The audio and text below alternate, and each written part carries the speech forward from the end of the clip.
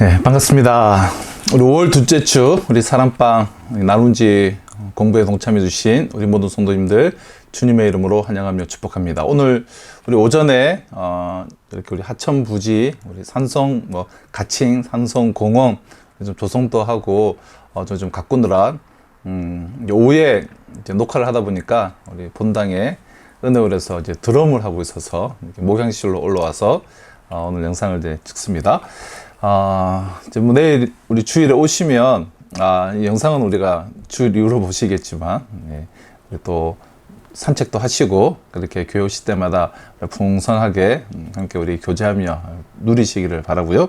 자, 오늘은 고난을 이기는 복음의 능력, 사도행전 4장 13절로 31절 말씀을 통해서 우리 고난을 이기는 복음의 능력이라는 제목으로 사랑방 우리 나눔지 공부를 하도록 하겠습니다. 자, 서론을 읽도록 하겠습니다. 고난이라면 피하고 싶은 것이 인지상정입니다.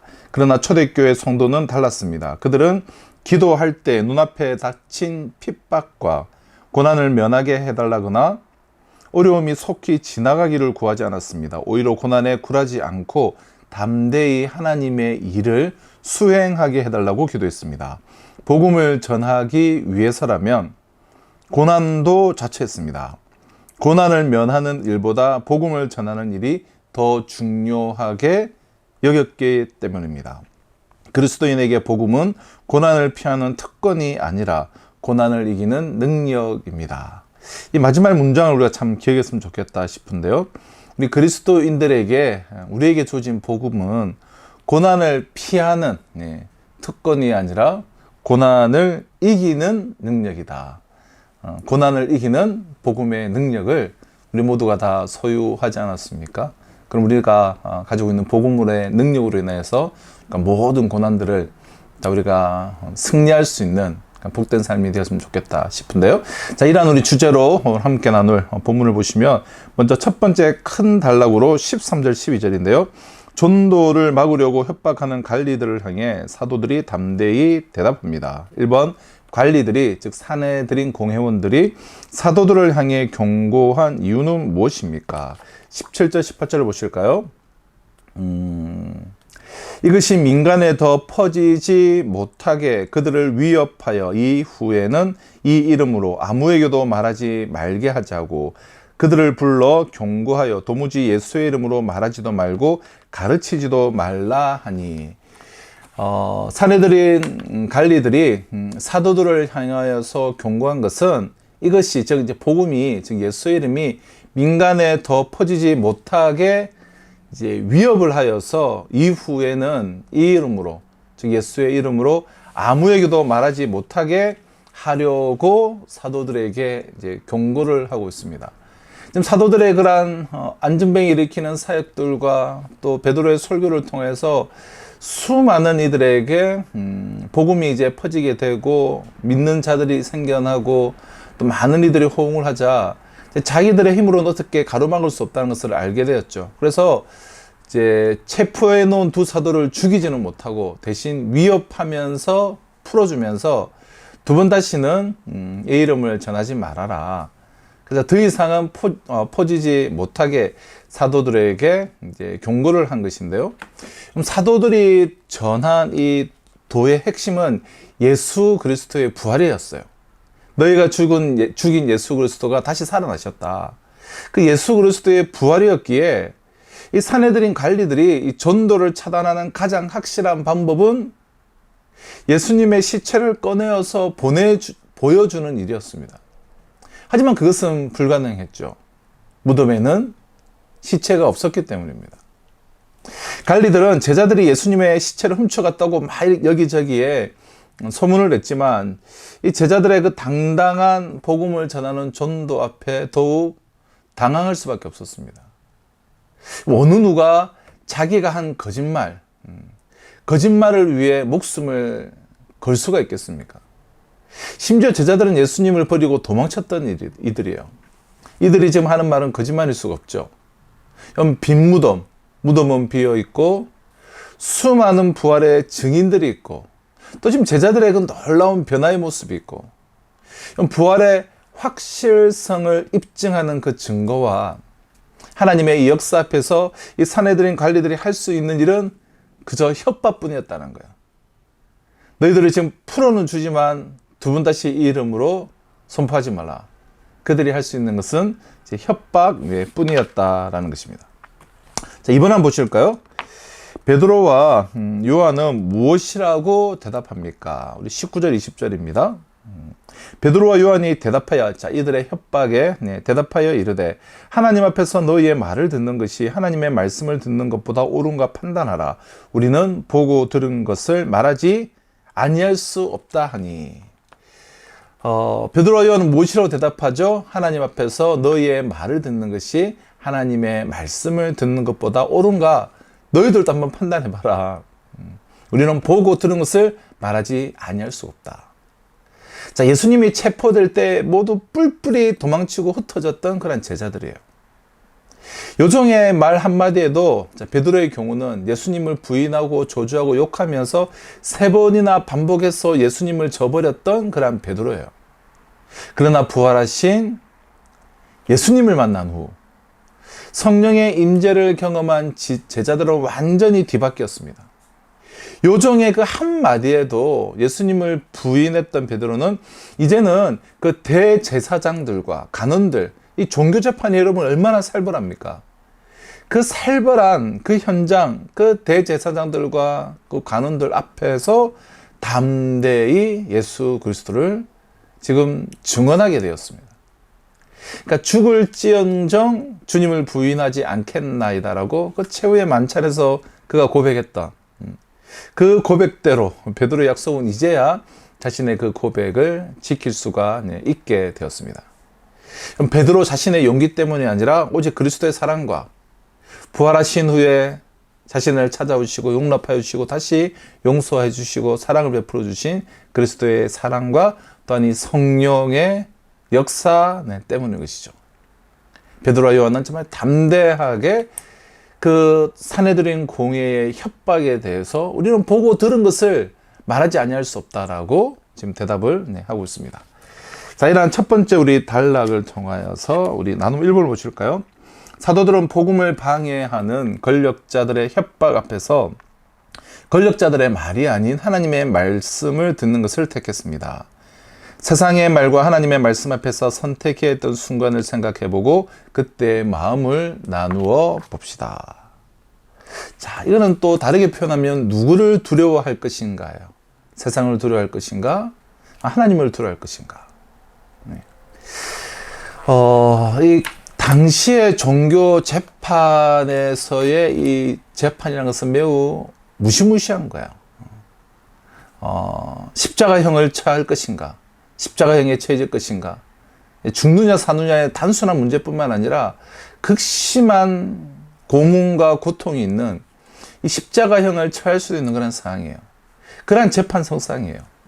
거기서도 정말 담대하게 정말 사람을 두려워하지 않고 하나님을 두려워하며 나아가는 우리 베드로와 요한의 모습을 보게 되는데요.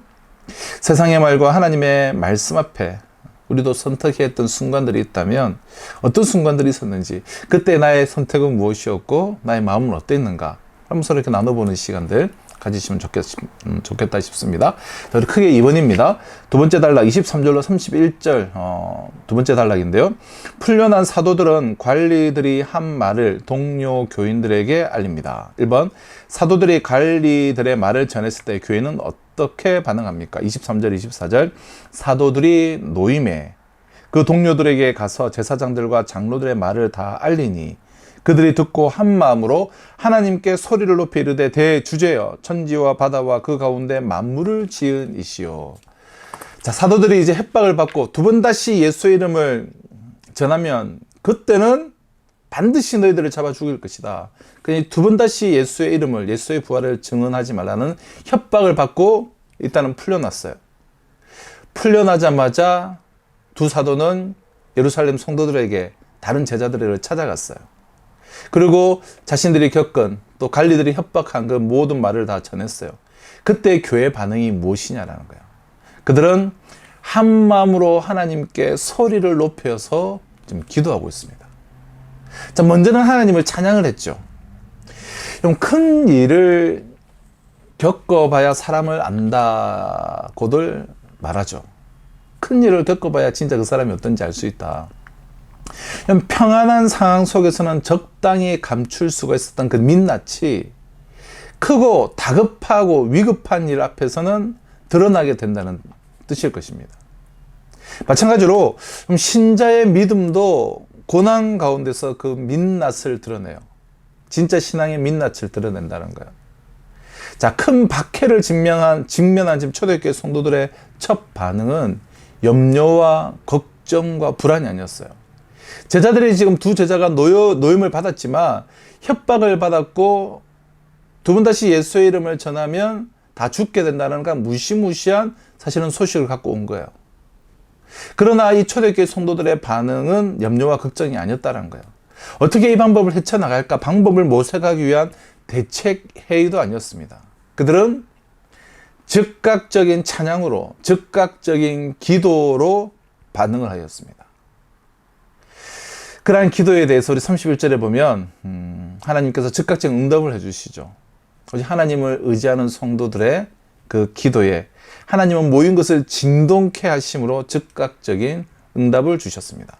그들은 한 마음으로 한탄하고 불안하고 앞으로 어떻게 하냐 이렇게 울고 불고 막 싸우고 그런 것이 아니라 한 마음으로 하나님께 소리를 높여 기도했다라는 거예요. 자, 2번입니다. 다윗이 그리스도에 대한 남긴 예언의 말씀은 무엇입니까? 25절 26절입니다. 또 주의 종 우리 조상 다윗의 입을 통하여 성령으로 말씀하시기를 어찌하여 열방이 분노하며 족속들이 허사를 경영하는고 세상의 군왕들이 나서며 관리들이 함께 모여 주와 그의 그리스도를 대적하도다 하신 이로소이다. 과연 헤롯과 본디오 빌라도는 이방인과 이스라엘 백성과 합세하여 하나님께서 기름 부으신 거룩한 종 예수를 거슬러 자, 25절 이하는 이 두 사도의 소식을 듣고 이제 기도를 시작하지 않았습니까? 그 기도의 내용인데요. 그 기도를 들으면서 붙잡은 말씀이에요. 시편 말씀을 붙잡고 기도를 하고 있는 것인데요.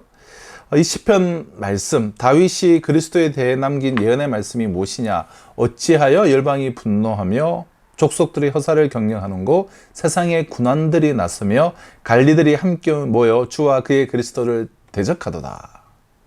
자, 초대교회 성도들의 기도는 말씀에 근거한 기도였어요. 말씀에 근거한 기도. 그들은 지금의 상황이 이미 구약시대 다윗을 통해 예언된 그 상황이라는 사실을 그 구약의 말씀을 통해서 인식하고 그 말씀을 붙잡고 기도하고 있는 거예요. 자, 인용된 시편은 2편의 말씀인데요. 대표적인 메시아 예언으로 이 세상의 군왕들이 여호와와 그의 기름 부은 자를 대적을 하고 하나님이 그들을 비웃으시며 심판하시는 장면을 노래한 시예요. 관리들이 함께 모여서 주와 그리스도를 대적할 것이다라고 이미 다윗이 노래했던 그 말씀을 지금 붙잡고 지금 기도를 하는 것인데요. 이미 이 일은 성경에 예언되어 있는 말씀이구나. 우리가 겪고 있는 이 일은 그래서 시편 2편의 말씀을 붙잡고 지금 말씀으로 기도하고 있는 그런 장면입니다. 이처럼 초대교회 성도들은 말씀을 통하여서 세상을 해석을 하였기 때문에 지금의 상황이 이것은 절망할 상황이 아니라 오히려 철저히 하나님의 계획과 통치 아래 있는 상황임을 자각할 수 있었습니다. 그저 현 상황, 세상의 관점으로 보는 것이 아니라 말씀을 붙잡고 말씀에 이미 이것은 예언되어 있는 일이고 이렇게 될 것이라고 이미 예언되어 있다.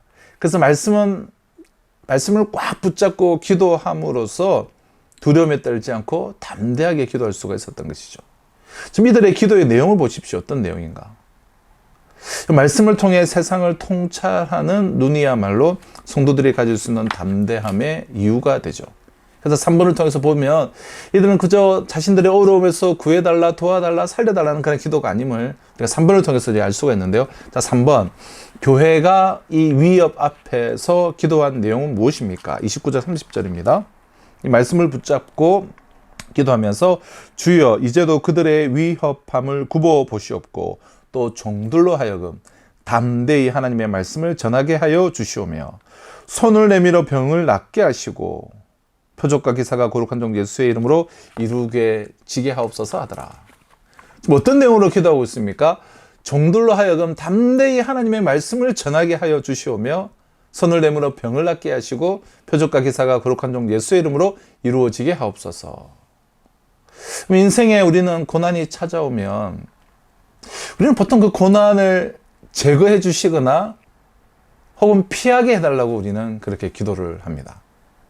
하지만 초대교회 성도들은 그러한 기도 대신 어떠한 고난이 와도 담대히 하나님의 말씀을 전하게 해달라고 기도해요. 지금 예수의 이름을 전하면, 예수의 부활을 전하면, 말씀을 전하면 너희들을 잡아서 죽일 것이라는 그 위협 앞에 어떤 기도를 하냐면 더욱더 담대하게 하나님의 말씀을 전할 수 있게 해달라고 기도하고 있어요. 그리고 사도들이 일으킨 그 표적과 기사가 더 큰 핍박의 원인이 됨을 알면서도 오히려 표적과 기사가 예수의 이름을 통해서 이루어지기를 기도하고 있어요. 기도의 초점을 고난에 맞추고 있는 것이 아니라 사명에 맞추고 있는 거예요.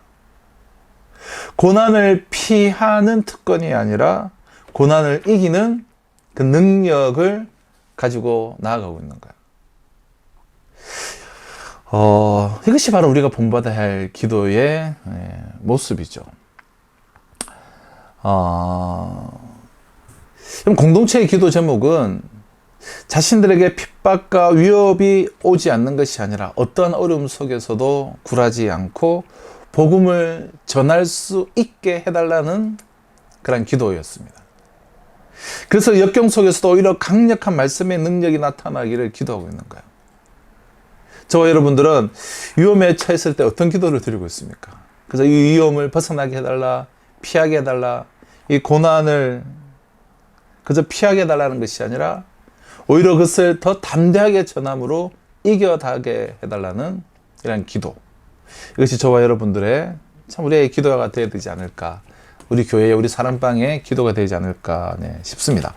자, 이런 우리 두 번째 단락의 나눔을 통해서 나눔 2번 어려움에 직면한 초대교회의 첫 행동은 대책 계획이 아니라 온 힘을 다한 기도였습니다. 찬양이었고 기도였죠. 어려움에 직면할 때 내가 주로 취하는 행동은 무엇이며 그렇게 하는 이유는 무엇입니까? 그럼 서로 나눠보시고요. 나눔 3번 초대교회 성도는 고난 가운데도 담대히 복음을 전파할 수 있기를 기도했습니다. 오늘 우리가 복음을 전하다가 겪는 어려움은 무엇인지 서로 이야기하고 난간을 헤치고 복음을 전할 수 있게 해달라고 함께 기도합시다. 그렇습니다. 여러분, 우리가 삶을 살아갈 때 우리에게 크고 작은 고난들이 있죠. 그 고난이 있을 때 어떤 위협 앞에서도 하나님의 말씀을 선택했으면 좋겠고요. 우리에겐 복음의 능력이 있습니다. 이 복음의 능력은 단순히 고난을 피하는 것이 아니라 고난을 이기는 능력이에요.